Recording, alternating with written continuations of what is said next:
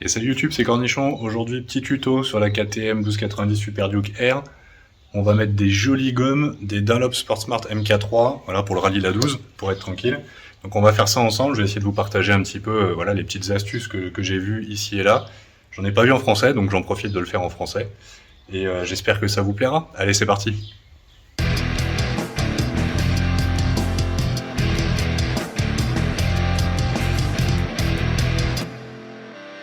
Donc, première chose à faire, ici moi je vais enlever mes protections de fourche, et puis ensuite ce qu'on va faire avant de la lever, parce que moi j'ai un système qui prend pas en dessous de la fourche.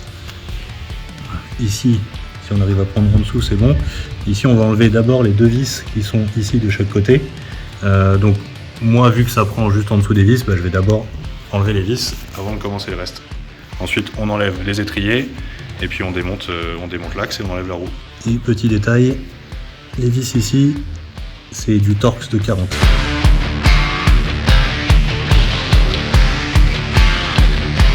Donc ici, une fois que c'est préparé, je vais enlever les étriers avec une Torx de 45. Et puis ensuite, une fois que les étriers sont enlevés, de l'autre côté, il va falloir desserrer l'axe ici. Donc tout ça, normalement, c'est expliqué dans le manuel d'atelier.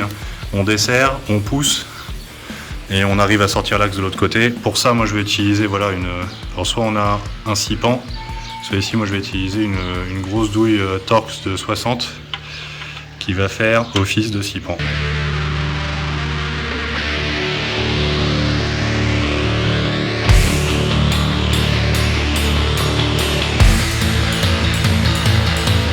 Donc là, l'astuce, ça va être de dévisser la douille ici et ensuite de venir pousser l'axe, ce qui vous permet de le récupérer de l'autre côté et de sortir l'axe. On n'oublie pas d'enlever l'entretoise ici, donc côté ABS, qui est le côté gauche de la moto. D'ailleurs, on fera attention de ne pas abîmer le capteur ABS qui est ici pendant le remontage. Normalement, il n'y a pas trop de risque, mais voilà. Donc on enlève bien cette petite entretoise pour éviter de la perdre. Chat. Autre petit truc, ce que je fais généralement, c'est que je remets au moins une vis sur l'étrier pour éviter qu'il pende et de forcer sur les durites. Ça évite que ça tende un peu le tout, donc c'est pas mal à faire. Donc on va s'attaquer au changement du pneu avant. Alors, ici moi j'ai une petite machine manuelle comme ça, que je protège avec un drap pour éviter que ça marque la jante. On peut mettre aussi des boules de mousse ou quoi. Je vous mettrai le lien en description. On va enlever la valve pour enlever l'air, décoller le pneu, changer le pneu avec la machine, donc enlever et remettre le nouveau. J'utilise ça comme graisse, c'est en bombe chez Max 2H, donc la même boîte qui fait mon système d'équilibrage que je vous montrerai après. Petite astuce, si vous avez des couvertures chauffantes, je mets le pneu sous couverture chauffante, pas trop chaud, mais histoire qu'il soit un petit peu chaud, ça facilite le montage.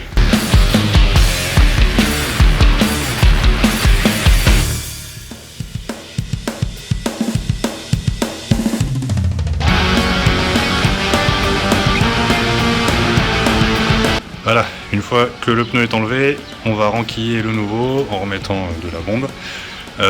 Si jamais vous êtes intéressé par la machine là, je vous invite à aller voir l'autre vidéo que je vais mettre en lien et dans la description, où je fais le changement de pneu sur mes similaires de piste et où j'explique un peu plus, je donne quelques astuces, donc n'hésitez pas à aller la voir si vous voulez voir les quelques petites astuces pour utiliser ce genre de matériel.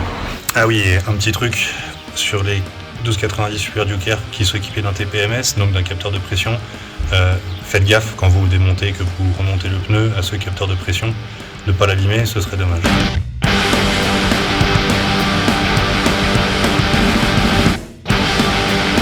Bien, une fois que le pneu est rentré, on va le gonfler donc pour le faire claquer des deux côtés. Donc on attend bien d'avoir les deux clac-clac. Et puis ensuite on va l'équilibrer, je vais vous montrer la machine après. Et petit truc aussi, on essaye d'aligner le point jaune qui est le point le plus léger du pneu avec la valve qui sera normalement le point le plus dur de la jante, le point le plus lourd de la jante. Donc ça permettra de faire un équilibrage un peu plus facile.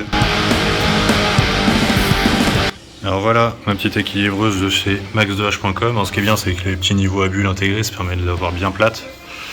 Donc on va faire tourner la roue et puis elle va juste, quand elle va se stabiliser, le point le plus lourd sera celui qui est en bas. Donc on n'a plus qu'à mettre les plombs au-dessus à l'opposé et normalement on est pas mal.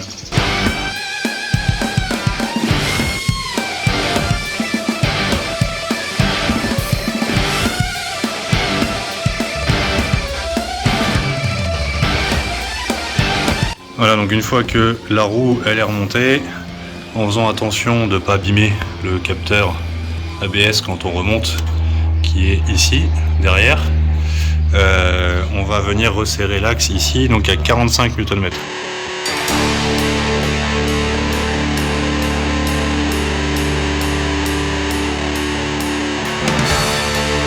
Donc ce qu'on va faire pour bien centrer les étriers ici, donc là j'ai mis juste en contact les boulons, les vis.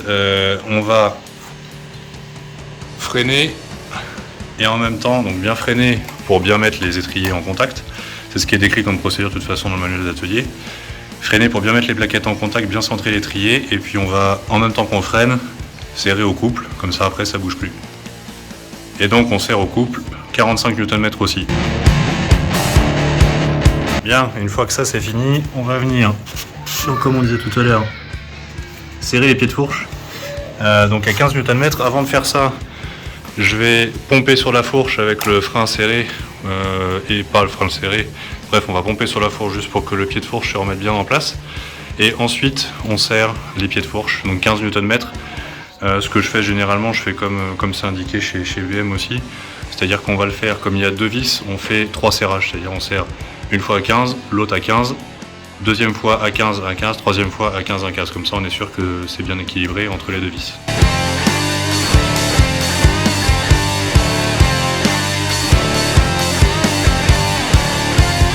Allez, l'avant, c'est bon. On va s'attaquer à l'arrière. Donc, pour l'arrière, on va d'abord enlever le silencieux pour avoir de la place. Ensuite, on va enlever les petites sécurités. Et puis, on va tout simplement enlever le gros boulon. Donc pour ça, il va falloir un écrou spécial. Je vous mettrai un lien en description et la caractéristique. Je ne sais plus de mémoire quelle taille c'est. Mais voilà, on va juste utiliser ça pour pouvoir sortir notre gros boulon. Alors soit à la péteuse, soit à un gros bras de levier. La péteuse, ce sera beaucoup plus facile. Donc une clé à choc. La péteuse, une clé à choc. Ce sera beaucoup plus facile. Sinon, c'est sûr que si vous devez le faire avec un gros bras de levier, il faut descendre la moto, la mettre sur la béquille, sortir un grand bras de levier, venir forcer dessus avec la moto stabilisée, peut-être vous faire aider d'une personne. Donc voilà, moi je vais le faire à la clé à choc, ce sera beaucoup plus rapide. Pour le serrage, je vais certainement la descendre, la stabiliser et puis faire le serrage correctement au bon couple.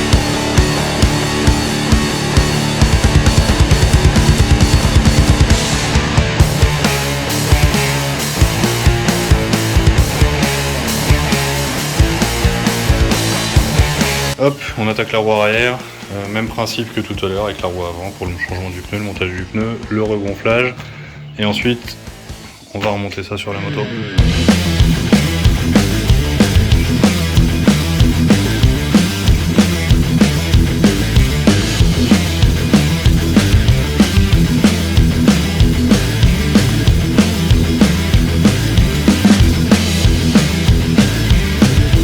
Petite astuce pour la roue arrière, n'oubliez pas d'acheter l'axe et les entretoises spéciales pour cette roue. Typiquement là c'est pour la KTM Super Duke qui permet de bien la centrer et de bien la mettre sur l'équilibreuse.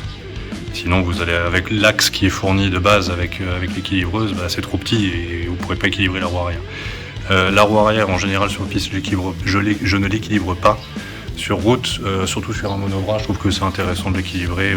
Bon, voilà, ça coûte pas grand chose et ça peut peut-être sauver un roulement de roue arrière sur un monobras. Voilà, alors ce qui est pas mal aussi avec cette équilibreuse, c'est que voilà, elle se range dans une petite boîte. Elle est démontable et elle se range dans une petite boîte, donc ça permet de bien la garder à l'abri de l'humidité. Si vous la laissez dans votre garage, vous êtes tranquille avec les roulements. Et alors un truc important, quand vous remontez la roue arrière, les petits axes ici, on les met bien dans les trous ici, histoire que la roue elle tourne pas. J'ai déjà vu des trucs un peu dégueulasses quand c'était pas remis en face. Alors on met donc tout en place, on n'oublie pas la petite rondelle derrière l'écrou. Ça sert à 250 Nm. Bien entendu, j'ai qu'une 200. Donc j'en commande une sur le net et je remettrai un coup de serrage. On va voir comment on serre. Je pense qu'il va falloir descendre la moto, la mettre sur la béquille, mettre une vitesse, peut-être avoir quelqu'un qui m'aide pour freiner. Bon, 200 ça passe juste en mettant une vitesse. Donc quand j'aurai la clé, j'en remettrai à 250 un coup. Mais normalement bon, ça devrait aller juste en mettant la vitesse. Allez, on finit le remontage.